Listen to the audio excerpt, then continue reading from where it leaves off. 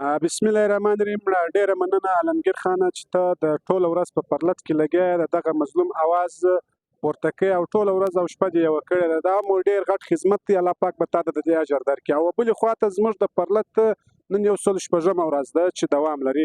نن دغه د ورلډ میډیا هم راغلې ده چې زموږ ټول پرلط خاموشه دی. خپل مایکونه د دوی د خدمت یا د دوی د کوریج دپاره خپلې خبرې خپل تقریرونه سټاپ کړي دي د دې خدمت کې. موږ د پاکستان د ریاست څخه دا غوښتنه کوو چې آیا دغه ستا د ملک خلک نه دي، آیا دا ستا ولس نه دی، ته پر دې باندې څومره نور ظلم کوې. نن 116مه ورځ دا د دوام لري. زموږ پرلط ناست دي دومره مظلومان پکښې کې دي چې زه قسم درته اخلم چې د ماښام ډوډۍ نه لري، د ماښام ډوډۍ نه لري او فقر ته بالکل مجبوره دي. 116 ورځې چې ته د یو چا خوله وربند نه کې، هغه به مجبور یا به خودکشي کوي یا به هغه د خپل مجبوریت د وجې چې هره لاره اختیار کړل هغه اختیار کړل. نو موږ د سرکار څخه په کلکه دا غوښتنه کوو چې د خدای په لیاز دغه هم ستا ولس دي، دغه هم ستا ملکي دي.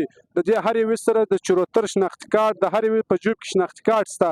که ته چیرې دا د خپل ملک یا د خپل وطن خلک بولې یا د خپل ملک خلک یې بولې، نو پر دې باندې ورامېږه. 116 ورځې تا زموږ د روزګار دروازه بنده کړې ده. زموږ چې کوم غریب ولسولو هغو ټولو د چمن بارډر پر دروازه باندې خپل روزګار کاوه.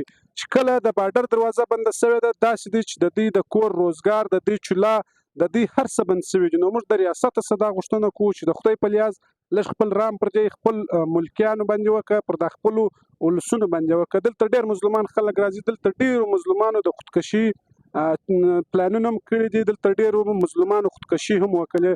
نو نور زموږ د چمن غیرتي ولس و خودکشیانو ته مه مجبوره کوم په لوږه وژنه. موږ ستا څخه خواست کوو ریاسته، که انوارالحق کاکړي، که جانه چکزی زموږ دغه اواز واوري.